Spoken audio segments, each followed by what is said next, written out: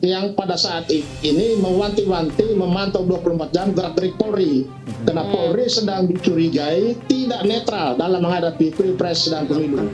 Jadi Pak Listio Sigit Kapolri harus mengkoreksi bahwa Polri dilarang melakukan politik praktis. Baik. Dan Aiman Wicaksono ini bukan anak kemarin ya, dia sudah malang melintang di media cukup lama. Enggak, secara spesifik sebetulnya saudara Aiman juga. Menurut saya itu jam tidak wajar untuk mengantarkan undangan, untuk bertamu. Ini permainan psikologis, itu jamnya orang tidur, ya kan? Jamnya orang tidur kayak penggerebekan lah gitu. Pertama saya lihat ini polisi ini nampak bodoh. Bertamu, ya. Anak saya masih usia SMP dan SD. Ya tentu terbangun dan juga kaget nanya kepada ibunya siapa yang ngebel gitu ya. Ya kan, ingin bikin orang deg-degan gitu. Saya kebayang lah istrinya Aiman, ya kan, keluarganya. Ya, pemirsa, pemanggilan Aiman Wicaksono ke Polda Metro Jaya ini menuai banyak sekali kritikan. Ibunya menjawab ini dari pihak kepolisian, ya tentu dia terkejut. Ya, malam-malam jam 12 ya kan, hanya untuk dan dikirimin surat panggilan. Ya, karena tidak ada urgensi untuk disampaikan tengah malam, maka ini menurut saya trik untuk mengintimidasi semua pihak. Apa urgensinya nganternya jam 12 kurang 10 malam? Ya kan? Kecuali adalah untuk menakut-nakuti, nggak ada yang lain menurut saya. Memiliki bukti-bukti tentang itu. Itu kan masing-masing, khususnya Polri, Undang-Undang Polri sudah menekankan tuh pasal 28, jangan terlibat politik praktis, jangan berpihak, ya. Tidak ada fakta yang ditemukan bahwa ada pemasangan baliho oleh polisi. Di Jawa Barat, Pak, ada di media, maksud saya supaya diklarifikasi, supaya Bapak bisa ini polisi yang memasangkan, kalau begini Bapak jadi pemain. Atas pernyataan itu, Aiman mengaku tak menduga ada 6 pihak yang melaporkannya secara bersamaan. Ia pun mengingatkan kebebasan hak berbicara merupakan bagian dari demokrasi Indonesia. Kendati demikian, Aiman mengaku akan tetap mematuhi proses hukum. Dimulai dari pencopotan baliho yang kami rasa tidak semestinya dilakukan. Kenapa? Kalau dianggap misalnya melanggar, nggak ada masalah. Tapi kemudian juga kenapa hanya Ganjar Mahfud balihonya yang kemudian dicopot. Misalnya diawali waktu itu di Bali. Bahwa apa yang saya sampaikan sebenarnya sederhana.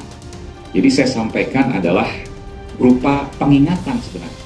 Apalagi terkait dengan dugaan pelanggaran hukum yang dilakukan oleh Oknum Polri. Karena itu di dalam KUHP itu dikenal dengan istilah apa yang disebut sebagai laporan.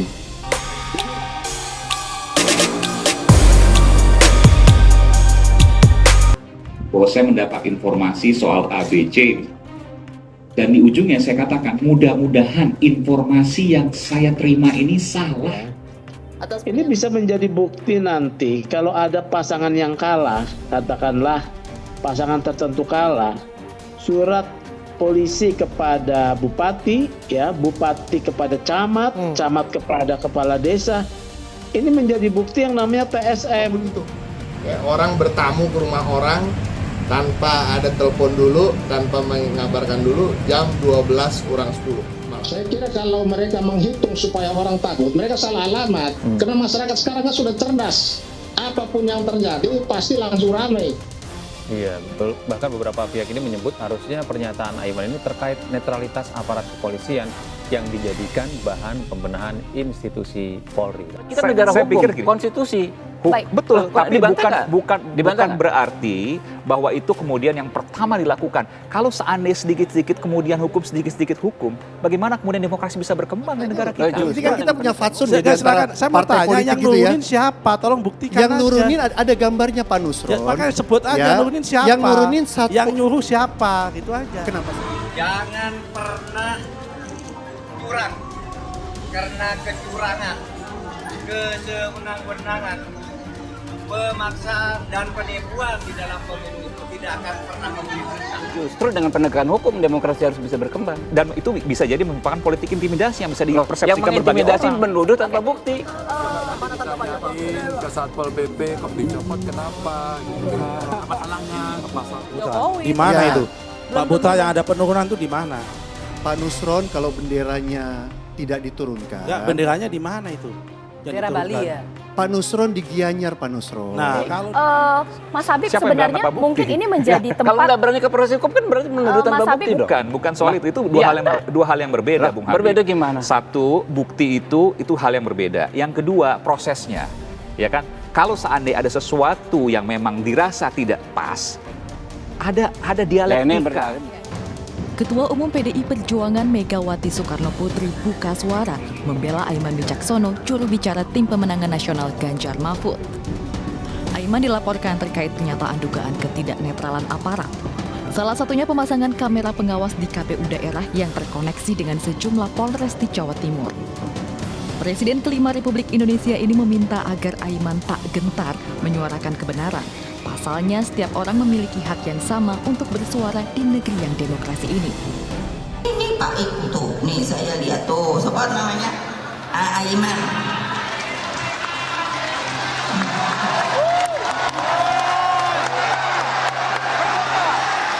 Iya, makanya nggak usah takut. Maksud saya, masa orang nggak boleh ngomong, yang boleh ngomong sebelah sana melulu? Kan yang nggak adil dong ya. Megawati juga meminta kepada seluruh relawan Ganjar Mahfud untuk tidak takut melawan pihak-pihak yang melakukan intimidasi. Pada hari ini itu juga ada banyak relawan-relawan yang sudah menghubungi saya dan kemungkinan jumlah ratusan juga itu akan mendampingi Mas Aiman pada saat proses pemeriksaan. Ya, jauh ya sebelum ketika hari ini ya. Gue sudah pamit sama anak dan istri gue. Gue cerita ke istri gue. Ini ceritanya seperti ini, seperti ini, seperti ini. Didatengin ke rumahnya, diketok-ketok, lalu kemudian langsung diserang, pukul kepalanya, dan kemudian meninggal oleh orang tak dikenal waktu itu. Dan gue sambil nunjuk ke pintu depan rumah gue. Bukan tidak mungkin itu terjadi. Satu saat gue kenapa-napa, tapi jangan khawatir, dunia cuma sementara. Akhirat selamanya. Dan gue percaya kehidupan akhirat itu lebih baik dari kehidupan dunia. Itu yang menjadi semangat gue. Gue sangat detail dengan data-data itu dan fakta. Setiap fakta dan data itu gue simpan bukan di dalam perangkat offline ya. Misalnya handphone, bukan. Tapi selalu gue simpan dalam database di cloud. Komputasi awan yang terenkripsi. Jadi satu saat gue kenapa-napa, dibunuh misalnya. Awalnya dimulai dari pencopotan baliho yang kami rasa tidak semestinya dilakukan. Kenapa? Kalau dianggap misalnya melanggar, nggak ada masalah. Tapi kemudian juga kenapa hanya Ganjar Mahfud balihonya yang kemudian dicopot. Misalnya diawali waktu itu di Bali. Kemudian secara spesifik sebetulnya Saudara Aiman juga memiliki bukti-bukti tentang itu. Tidak ada fakta yang ditemukan bahwa ada pemasangan baliho oleh polisi. Di Jawa Barat, Pak, ada di media. Maksud saya supaya diklarifikasi supaya Bapak bisa ini polisi yang memasangkan. Kalau begini Bapak jadi pemain. Karena pada saat ini Mas Gibran kita tahu adalah anak dari Pak Jokowi yang saat ini masih menjabat sebagai presiden resmi Republik Indonesia gitu ya. Kalau ini kan anaknya presiden maju sebagai calon presiden, kalau 2019 itu presidennya maju kembali. Saya sudah pahami lah sebagai jurnalis bahwa jurnalis ini kan juga punya tanggung jawab.